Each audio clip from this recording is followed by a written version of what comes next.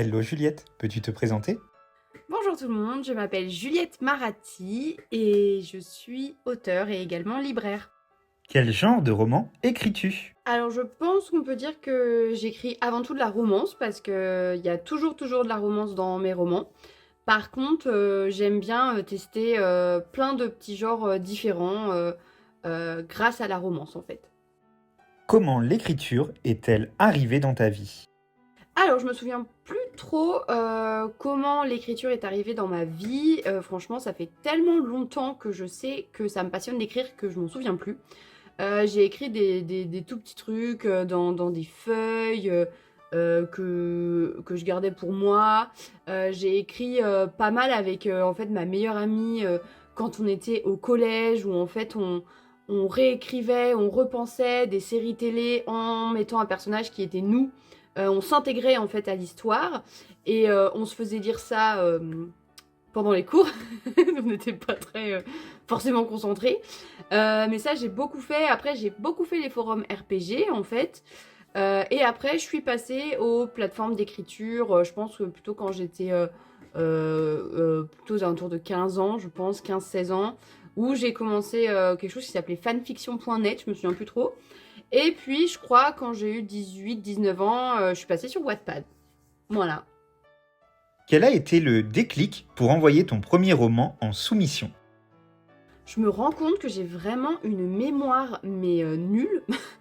Parce que je me souviens plus trop qu'est-ce qui s'est passé vraiment dans ma tête pour passer le cap entre le moment de Wattpad où je publiais beaucoup sur Wattpad et franchement j'avais une petite communauté donc je fonctionnais bien. Après je commençais franchement à en avoir un peu marre de Wattpad et c'est peut-être ça qui m'a un peu incité à changer de moyen de mettre en avant ce que j'écrivais parce que Wattpad, voilà, c'est pas que je commençais à me lasser, mais c'était compliqué. Il y avait beaucoup, enfin, je ressentais beaucoup de négativité sur Wattpad. Je sais, enfin, dans les commentaires des fois qu'on pouvait recevoir, dans les messages, dans la compétition qu'il y avait, je sais pas pourquoi, ça me plaisait plus trop. Et du coup, j'ai soumis donc Vider l'océan en 660 minutes à plusieurs maisons d'édition qui, un peu pour moi à l'époque, c'était vraiment. Bah, en plus, c'était du MM, donc c'était un genre de romance assez compliqué à placer, encore plus à l'époque, c'était il y a 5 ans. Et en fait, ce qui s'est passé, c'est que voilà, je l'ai soumis à pas beaucoup de maisons d'édition. Bah, surtout en me disant, voilà, il fallait que ça corresponde à la ligne éditoriale, et c'était un roman assez particulier, Vider l'océan 160 minutes. Et en fait, voilà, je l'ai soumis. J'ai attendu longtemps avant d'avoir une réponse qui a été positive. D'ailleurs, par contre, un truc dont je me souviens, c'est d'avoir rencontré Valentine, ma grande amie Valentine, Valentine Stergan, qui était en dédicace au Salon du Livre chez Bookmark. Et où elle me parlait justement de ce roman-là en me disant il faut que tu le soumettes, je suis sûre que ça va le faire. Et bah, pas très longtemps après, j'ai eu la réponse positive comme quoi, bah oui, ça le faisait. Bookmark l'acceptait. Et donc, du coup, voilà, c'est comme ça que c'est mis en marche toute cette expérience du premier roman et de la sortie. Donc après, voilà, je savais que ça pouvait être compliqué parce que c'est un roman qui n'est pas facile, qui aborde des thèmes assez durs comme le harcèlement scolaire, le suicide, ce genre de choses. Et du coup, j'avais assez peur. Mais en même temps, j'étais hyper excitée parce que bah, voilà, c'est le premier roman, on va recevoir les premiers retours, on voit comment la machine se met en route. Après, voilà, il y a des choses qui m'ont plu, qui m'ont moins plu parce que bah, on n'est plus tout seul, quoi. Il y a plus que notre jugement à nous, auteurs. Il y a aussi le travail édito, le travail de la couverture, tout plein de choses. Donc ça a été beaucoup de stress, mais par contre, ça a été une super bonne expérience pour un peu me jeter dans le bain et me dire ok, ça peut se passer comme ça. J'ai vraiment appris énormément de choses et je suis très contente que ce soit avec ce roman-là, qui n'est pas forcément le premier roman que j'ai écrit, mais qui est voilà, le premier roman à être sorti en maison d'édition. Et je suis vraiment très contente de cette expérience. Il est toujours disponible, il continue sa petite vie en salon, on continue de m'en parler. C'est vraiment super. Depuis, tu as été publié chez Bookmark, j'ai lu, Nisha. C'est enrichissant d'être dans plusieurs maisons d'édition? Alors oui, maintenant j'ai eu la chance d'avoir publié dans plusieurs maisons d'édition et comme dit une grande dame, un jour elle m'a dit il faut pas mettre tous ses œufs dans le même panier. Oui, je parle de Valentine. Et franchement, ça paraît un peu anodin comme ça, mais ça a été un super conseil parce que je suis tout à fait d'accord avec elle. Je trouve ça hyper enrichissant d'être dans plusieurs maisons d'édition. J'ai appris énormément de choses dans chacune d'entre elles et je continue d'apprendre hein, parce que voilà. Chacune m'a apporté beaucoup de choses.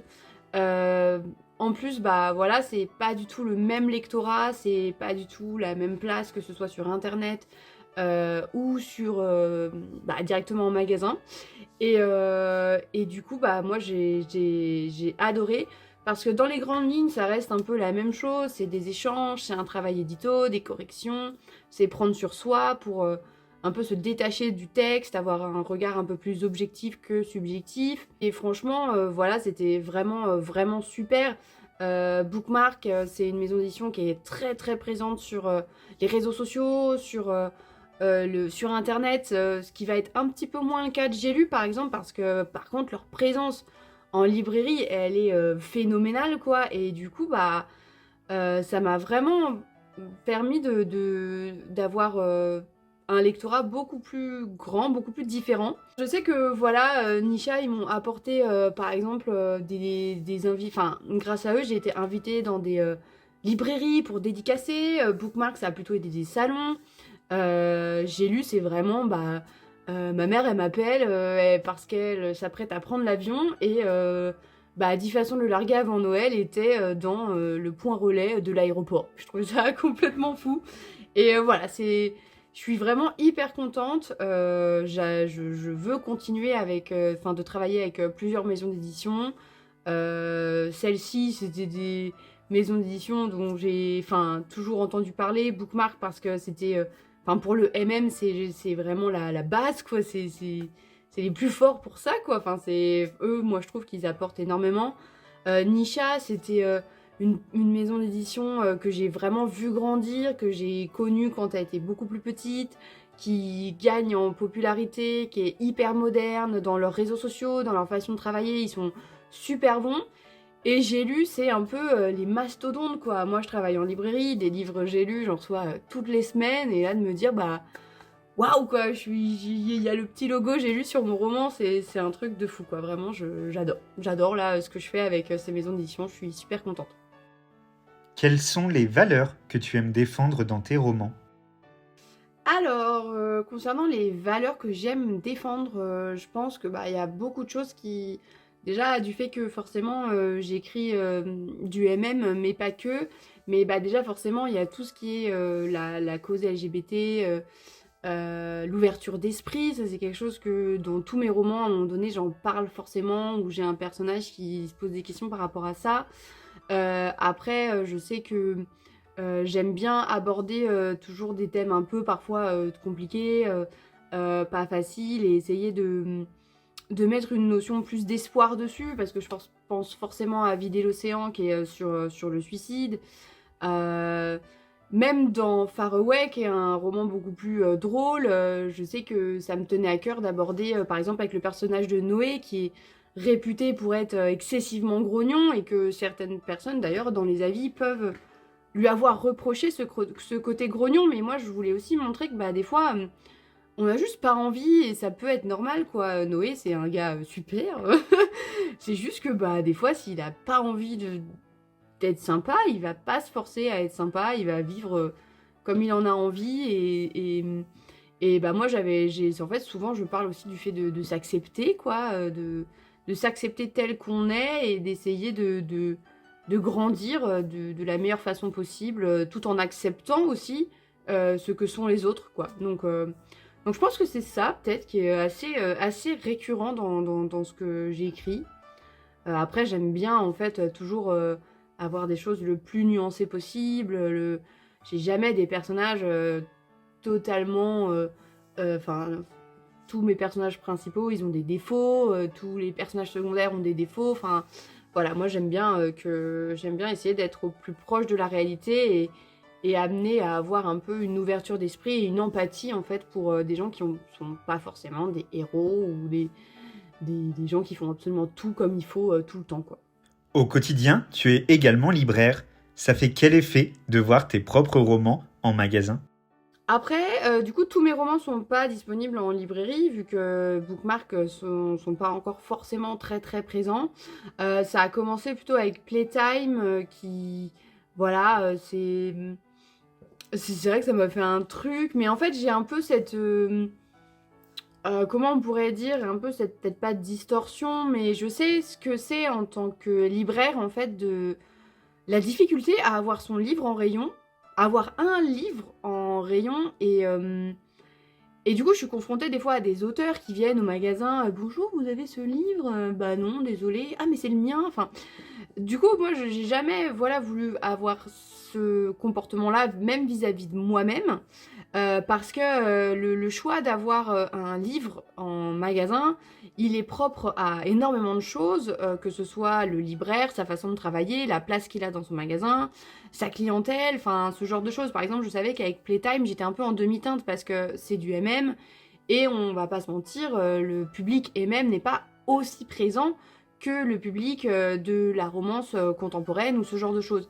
Et du coup, bah, moi, je l'ai commandé pour le magasin parce qu'on ne l'avait pas reçu. Et du coup, j'étais pas surprise qu'on ne l'ait pas reçu parce que ça reste, voilà, un peu un public beaucoup plus niche.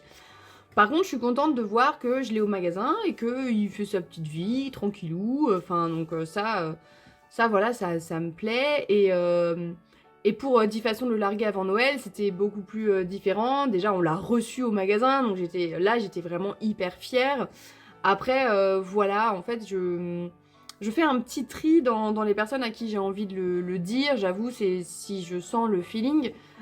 Souvent, bah, moi, ça m'est arrivé au magasin de ne pas dire que c'était le mien, mais bon, j'avais quelques collègues qui étaient au courant, donc des fois, ils me balancent. Donc, et des fois, ça m'arrivait de tout de suite dire, bah, c'est le mien, quoi. Et c'était vraiment selon le feeling, parce qu'en fait, moi, ça me met terriblement mal à l'aise. J'ai pas envie d'utiliser le fait que ce soit mon livre comme un argument de vente, parce que moi, je suis la première à ne pas forcément savoir dire non aux gens. Et j'ai pas envie de faire ressentir ça aux personnes à qui j'en parle. J'ai pas envie qu'ils se sentent obligés de l'acheter parce que je leur ai dit que c'était le mien. Enfin, ça, voilà, ça me met terriblement, mais terriblement mal à l'aise. Donc, c'est vraiment selon le feeling que j'ai avec la personne qui le regarde. Si j'ai l'impression qu'elle a l'air un peu bon délire, si je peux déconner en disant que c'est le mien, machin. Enfin, voilà quoi. Donc ça dépend. Ça dépend vraiment de plein de facteurs parce que ça reste quand même un peu une anxiété du fait que je sais voilà, ce que c'est d'avoir un livre en magasin. Je sais que bah, voilà, malheureusement, tous les livres ne se vendent pas et donc des fois, il faut les retourner. Et bah, des fois, ça peut faire mal au cœur de voir son livre comme ça dans son magasin et de se dire, bon, bah, ça fait 3 mois qu'il est là, on l'a pas vendu. Bah ouais, voilà, va falloir qu'il reparte, quoi. Donc, parce qu'il prend la place peut-être d'un nouveau livre qui mérite tout autant. Donc voilà, c'est un peu en demi-teinte quand je vois mes romans en magasin. Alors quand c'est dans les magasins des autres, c'est encore pire parce que je sais que les libraires, à un moment donné, ils vont dire, bon allez, celui-là, bon, ça vire. Enfin, donc voilà, ça me fait plaisir, mais en même temps, je suis pas non plus trop à la recherche de ça. Enfin, quand je vais dans une librairie, déjà, en plus, c'est des, voilà, comme je disais, c'est des romans assez particuliers. Playtime, c'est du MM, et 10 façons de le larguer avant Noël, c'est dans le délire de Noël, et du coup, c'est plus Noël. Donc en fait, bah, c'est pas non plus très régulier que je les trouve. Donc voilà, j'essaie de prendre du recul, en fait, par rapport à ça.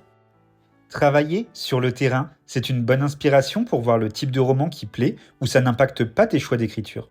Ah bah c'est clair que franchement travailler sur le terrain forcément ça influe et je pense que outre le fait que moi je sois libraire et donc je sois directement sur le voilà devant le fait accompli de qu'est-ce qui se vend, qu'est-ce qui se vend pas, je pense que c'est idiot de ne pas enfin d'essayer de dire je suis à contre-courant forcément, enfin en fait malheureusement l'effet de mode on ne peut pas on ne peut pas y aller à contre-courant. Par exemple, des fringues, voilà, il y a des effets de mode sur les vêtements. Bon, bah, si on veut peut-être percer, et puis après faire le choix de naviguer un peu plus comme on en a envie, mais il y a un moment donné où, voilà, les choses qui marchent, malheureusement, bah, c'est les choses dont on parle sur les réseaux sociaux, c'est un engouement pour une chose, une mode. Donc moi, je sais que j'essaye de m'en servir, mais ça ne veut pas dire pour autant que j'y arrive. Là, c'est une autre question. Je sais ce que j'aimerais faire, enfin, je sais ce qui se vend et ce qui se vend pas. Après, quand j'essaye d'en écrire, souvent, je pars un petit peu à droite à gauche et ça fait qu'au final, je dérive un peu, même si l'intention de base était d'essayer d'aller voilà, par exemple, on prend 10 façons de le larguer avant Noël. Bon, je l'ai écrit pour participer au concours Fixia, qui était sur les romances de Noël. Je n'aime pas particulièrement Noël, j'y connais pas grand chose en Noël. Moi, la seule chose que j'aime bien dans Noël, c'est retrouver ma famille et avoir des cadeaux. Mais j'ai voulu tenter. Et au final, quand on voit le produit final, bah on se rend compte que c'est peut-être pas complètement une romance de Noël. Parce que on est moins dans vraiment le délire. Voilà, il y a peut-être moins d'esprit de Noël que sur certaines autres romances. Donc un peu, voilà, j'ai essayé parce que je savais que ça pouvait marcher, qu'il y a un engouement, que je voulais participer au concours.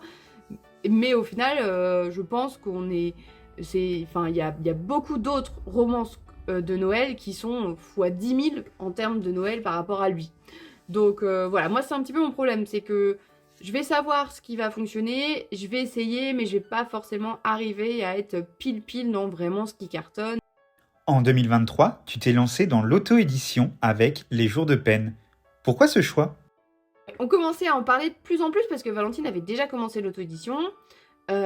Et aussi, quand on était en salon avec d'autres auteurs, enfin, moi au début, j'étais pas du tout là-dedans, mais je sentais que voilà, ça prenait de plus en plus de place. Valentine a testé l'expérience, donc forcément, on en a pas mal discuté. Forcément, on se racontait un petit peu comment ça se passait.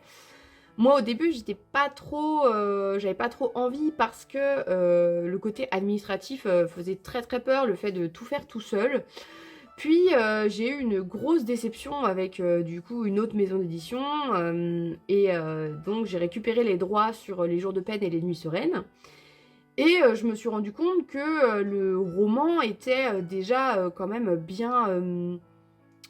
bien terminé dans le sens que il avait besoin d'une relecture, forcément il avait besoin de retravailler, mais en soi il avait été déjà pas mal moulé quoi, enfin je sais pas si on voit ce que je veux dire. Et en fait, Valentine, elle a été derrière moi pour me dire mais moi, je vais t'aider aussi. Enfin, il y avait plein d'autres copines aussi qui m'ont dit voilà, si t'as besoin d'un coup de main, on va s'aider, machin. Puis j'ai fini par voilà, essayer de me dire bah ouais, ce serait peut-être le bon projet pour le faire parce que bah j'ai pas envie de de le laisser sur cette déception. Donc on se lance quoi et on tente. On tente, j'attendais pas spécialement grand chose donc voilà un peu pourquoi j'ai commencé et en fait bah ça m'a beaucoup plu l'expérience en fait d'être toute seule et de gérer tout seul ça m'a vraiment plu donc je suis assez contente même si c'est pas non plus le livre du siècle enfin je suis assez contente de l'expérience. Cette année a marqué la fin de ta saga Far Away. Au départ, tu imaginais que Noé Fitz aurait 3 tomes? Alors Far Away, ce serait enfin je sais pas si c'est gros de dire ça mais après je pense que tous mes romans m'ont fait cet effet-là, enfin à différents niveaux, certains un peu moins. Mais Far Away, je trouve qu'il a vraiment changé quelque chose en moi, quoi, parce que avant Far Away, j'avais rien écrit qui ressemblait, en fait. Avant Far Away, j'écrivais des histoires assez sombres, avec des personnages ultra torturés. Enfin voilà, Playtime, ça vient de cette époque-là, Vider l'océan, pareil. Du coup, j'étais en mode assez... personnage assez tristoun. Et Vider l'océan allait sortir et moi c'était pendant le confinement. Je vois un reportage sur des mecs voilà, qui sont dans un phare et voilà, leur but c'est de s'occuper du phare et d'un coup je me suis dit putain qu'est-ce qui se passerait si on mettait deux mecs totalement opposés sur un phare, obligés de se supporter. Et là, du coup, est né le personnage de Fitz, qui est donc notre humoriste en dépression préférée. Et je me suis dit, putain, il me faut le contraire d'un mec qui se croit drôle et qui est énergique, qui a pas le choix. Et je suis tombée sur, dans ma tête sur Noé, le prince des grognons, quoi. Et j'ai dit, mais ça peut être marrant, quoi, ça peut être cool. Et donc, du coup, c'est comme ça que je me suis lancée dans l'écriture de Faraway, donc en plantant le décor de Fitz, obligé de passer 3 mois sur un phare parce qu'il a annoncé qu'il allait présenter un nouveau spectacle alors qu'il est totalement en manque d'inspiration. Et donc pour lui, il se dit bah, je vais me couper du monde. Et puis il rencontre Noé, le mec le plus froid de la Terre. Et ils n'ont pas le choix que de se supporter parce qu'ils sont tous les deux seuls sur un phare. Et franchement, je me suis vraiment, mais vraiment éclatée quand j'ai écrit parce que moi, j'ai toujours été, enfin, pas fascinée, mais j'ai toujours eu ce besoin de faire rire les gens. Voilà, je suis toujours été un petit clown. Et excusez-moi, j'ai toujours été un petit clown, quoi. Non, mais oui, quoi. Moi, j'adore raconter tout ce qui m'arrive, les déboires. Enfin, j'adore, mais ça me fait rire. Ça me fait rire, faire rire les gens. Ça me fait ultra plaisir. Moi, quand quelqu'un rit, quand je fais rire quelqu'un, c'est un truc, voilà, qui me. Oh, la dopamine que je ressens, elle est folle. Il y a sans doute un trauma derrière tout ça, mais bon, ça c'est une autre histoire.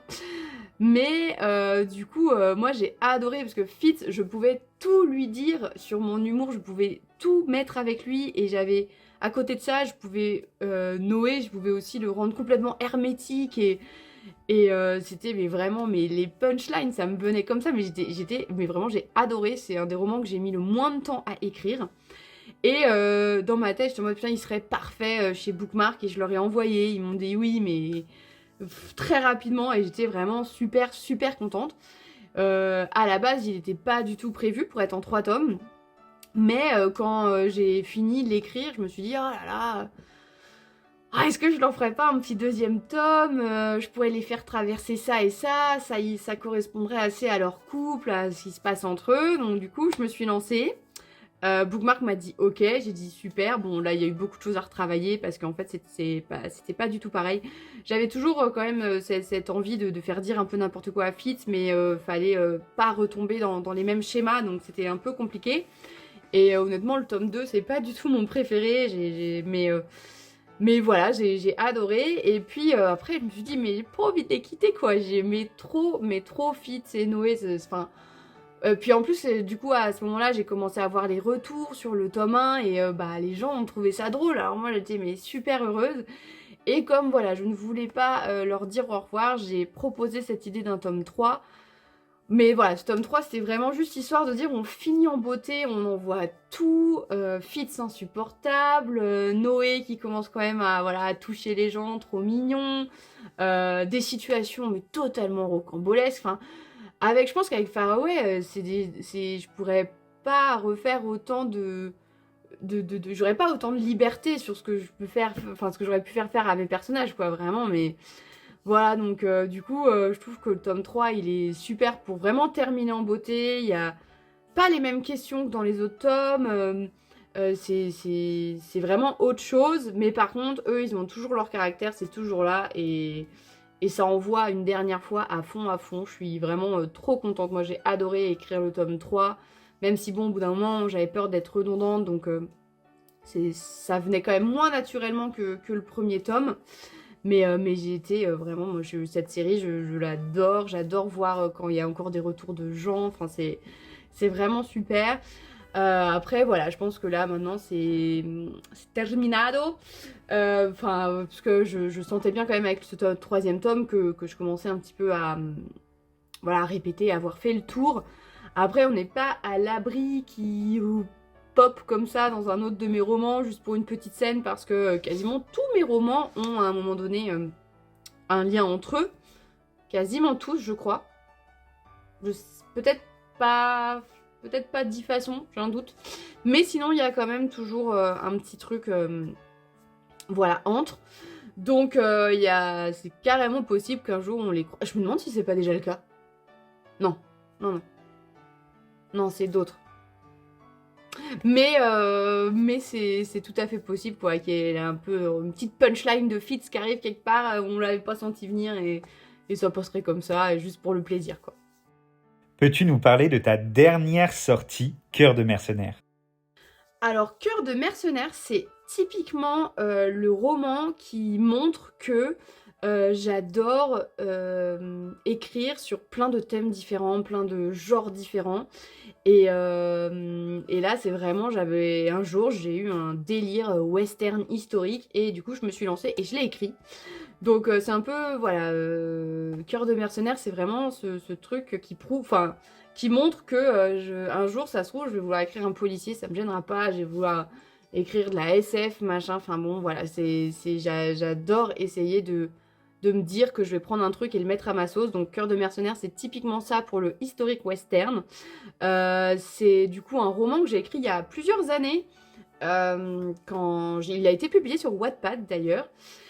Après, il a eu une petite histoire sur plein de trucs, il a été accepté en maison d'édition plusieurs fois, mais au final, la sortie s'est jamais fait.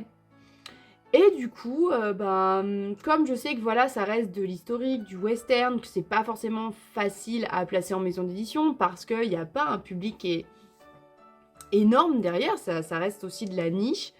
Et que j'avais fait cette expérience avec l'auto-édition, avec les jours de peine, et que ça m'avait beaucoup plu, je me suis dit, bah allez, je retente avec Cœur de mercenaire parce que voilà, il fera son petit bonhomme de chemin et voilà, ça me fera plaisir de me dire qu'il y aura quand même des gens qui vont le lire. Et d'ailleurs, c'est le cas maintenant vu qu'il est sorti.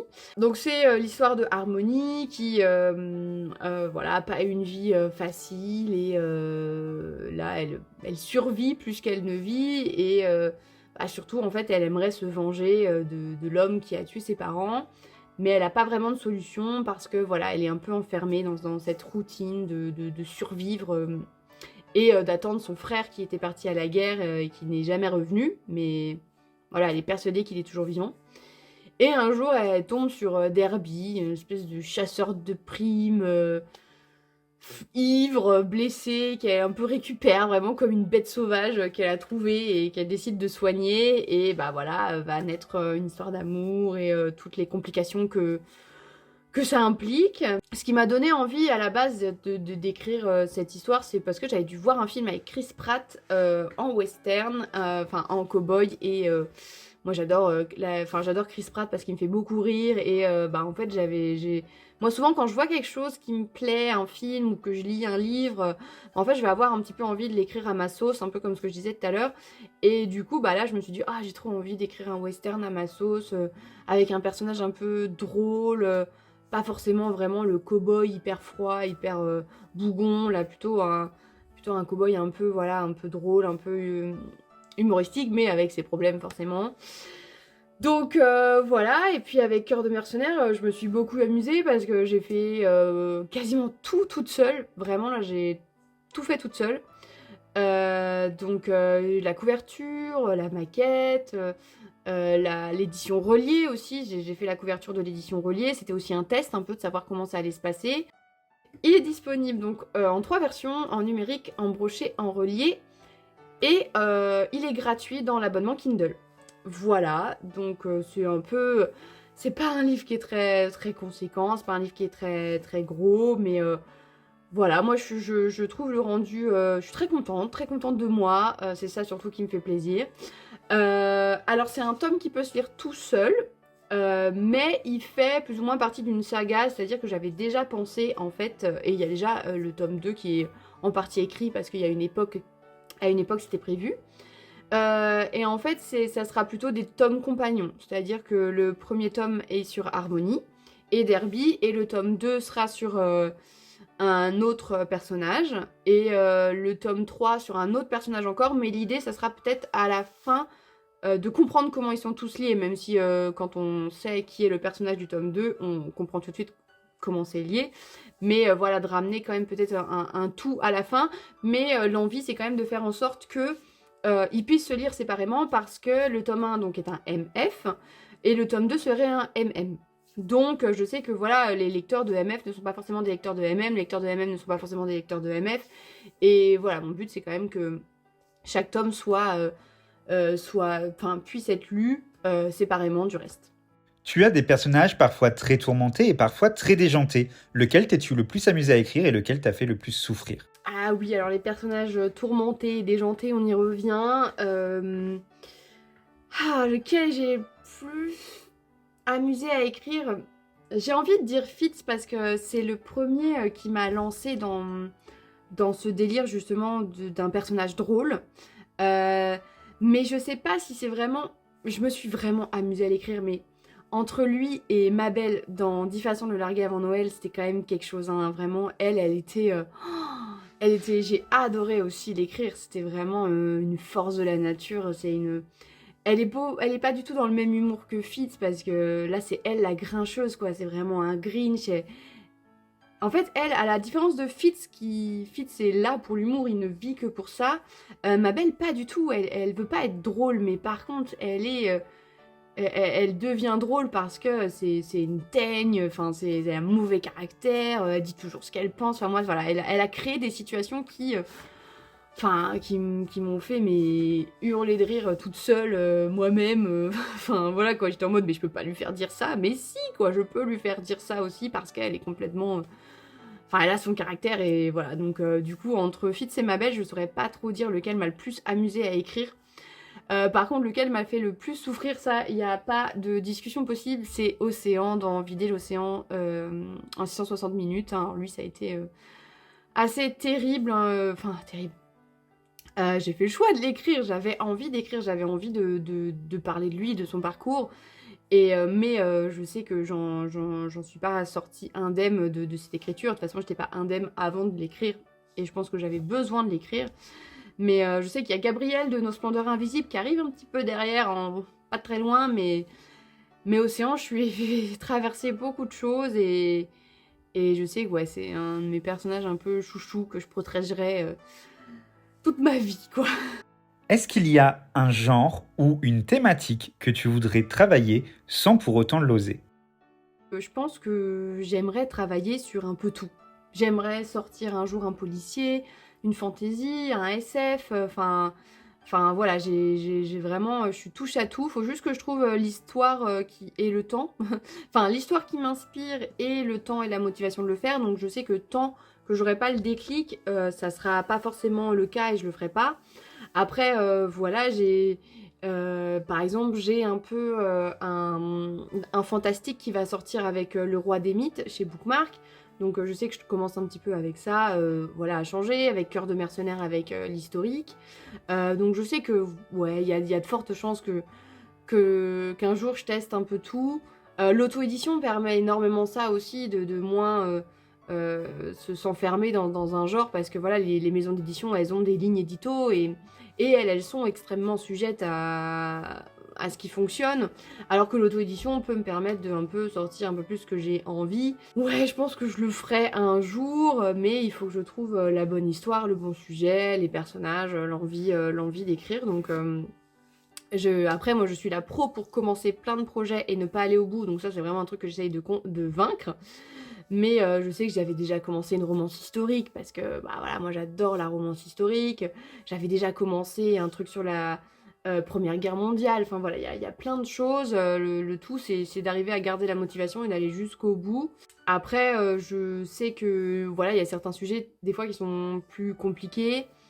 C'est pas, enfin, ça me fait pas forcément peur parce que je pense que si on prend le bon axe, enfin, si on va chercher les bonnes informations, si on se fait aider, si on est à l'écoute de plein de choses, si on est ouvert d'esprit, on peut en fait hein, écrire sur des sujets un peu, voilà, un peu casse-gueule, tout ça. Donc voilà, un jour, je suis sûre que vous me verrez sur des trucs totalement improbables et ça me fera délirer. Et si ça sort, c'est que je suis contente du résultat. Donc il n'y a pas de raison que j'en profite pas et que je vous en fasse pas profiter aussi. Lequel de tes romans conseillerais-tu à quelqu'un qui te découvre aujourd'hui? Ça, c'est une excellente question parce que je suis incapable d'y répondre. Comme je disais, je pars trop dans tous les sens et du coup, je saurais pas dire à quelqu'un. Moi, souvent, par exemple, il y a des gens qui m'ont découvert avec Playtime et qui me disent ah, j'ai vu. Parce que Playtime et 10 façons de le larguer avant Noël sont sortis à pas beaucoup d'intervalle. Ils m'ont dit ah, j'ai vu que tu allais sortir un nouveau roman, je vais le lire. Je me dis mais waouh, mais entre Playtime et 10 façons de le larguer avant Noël, il y a rien. il y a pas de, il y a aucun point commun, si ce n'est que c'est moi qui les ai écrits, mais il y a aucun point commun. Et du coup, à chaque fois, je leur dis mais attention, ou même les gens qui disent bah Playtime Far Away, je dis oh là là, ça n'a rien à voir. Playtime, c'est tristoun, c'est plutôt un drame. Far Away, voilà, c'est humoristique, c'est dans le côté déjanté, donc je saurais pas dire. Plutôt ce que je pourrais dire, c'est qu'au final, bah il y en a pour tous les goûts, quoi. Donc faites-vous plaisir selon ce que vous lisez d'habitude. Si vous lisez plutôt des choses légères, bah vous avez Far Away, 10 façons de le narguer avant Noël. Si vous lisez des choses un peu plus dures, où vous avez envie de pleurer, bah faut lire Vider l'océan avant 660 minutes. Si vous voulez du drame, Enemies to Lovers, vous avez Playtime. Si vous voulez un truc un peu plus onirique, vous avez Les Jours de peine. Si vous voulez de l'historique, vous avez Cœur de mercenaire. Et ça, c'est ce que j'avais dit dans une autre interview. C'est la cantine chez moi. C'est la cantine. Vous prenez ce que vous voulez. Voilà. Vous, selon ce que vous voulez, selon vos goûts, hop, ça, ceci, cela, il y en a pour tout le monde. Quels sont tes projets? Alors, au niveau de mes prochains projets, cette année sortira chez Bookmark le premier tome de Nos Splendeurs Invisibles, qui est un roman que j'avais publié sur Wattpad il y a plusieurs années. Donc du coup, le roman était tellement énorme qu'on va le couper en deux. Mais donc la première partie sortira cette année. Donc j'espère vraiment que ça va vous plaire. Le roman a été pas mal revu quand même, pour être un peu voilà, à l'ordre du jour des thèmes actuels, de la façon dont on aborde certains sujets. Donc j'ai vraiment très hâte qu'il retrouve un petit peu son public, tout ça. Après, forcément, va y avoir les deux parties qui vont sortir. Après, Le Roi des Mythes qui sortira en deux parties chez Bookmark. Donc c'est La Légende du Roi Arthur de manière un peu revisitée. Donc voilà, ça aussi j'ai hâte parce que c'est c'est du fantastique, donc c'est un peu différent. Après, où est-ce que j'en suis? Bah là, en fait, sinon, moi, j'aimerais beaucoup travailler sur le deuxième tome donc de Wild West Love, donc la suite entre guillemets de Cœur de mercenaire. Ça, j'aimerais bien la sortir. Après, j'essaye de travailler sur un autre projet un peu plus dark que je sais pas si j'en parlerai forcément parce que c'est un peu flou autour de ça, mais peut-être que je vous expliquerai un petit peu en quoi c'est flou, peut-être un peu plus tard. Et après, mon envie, c'est de réécrire quelque chose pour J'ai lu, une autre comédie de Noël, parce que j'ai une idée qui me fait délirer et que j'aimerais trop écrire aussi. Donc voilà, ça c'est dans mes projets un petit peu de cette année, sachant qu'on est déjà en mai et que pour l'instant, j'ai pas l'impression d'avoir énormément avancé. Que voudrais-tu dire aux personnes qui te suivent? Aux personnes qui me suivent, bah forcément je voudrais dire merci parce que faut s'accrocher. Moi je suis pas une pro des réseaux sociaux, je suis pas une pro plein de choses, mais vraiment merci parce que bah, c'est un peu grâce au retour et tout ça qu'on reste motivé, c'est grâce aux rencontres qu'on continue de se dire que ça nous plaît vraiment. J'espère que la suite de mes projets continuera à vous plaire.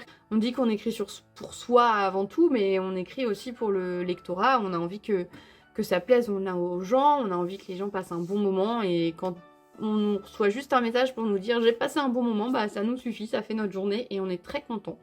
Et le mot de la fin?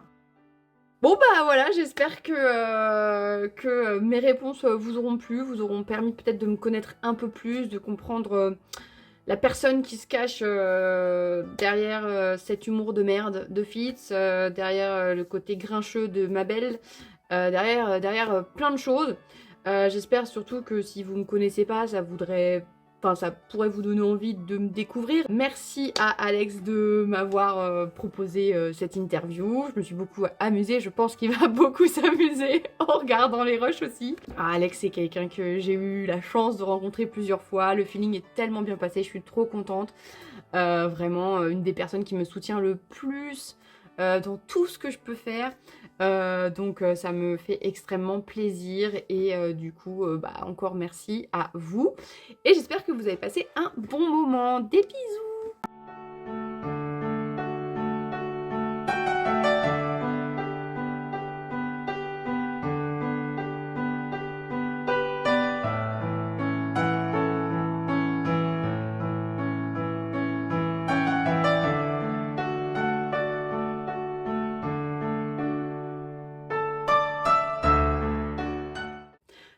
général, on va je sais plus ce que je racontais.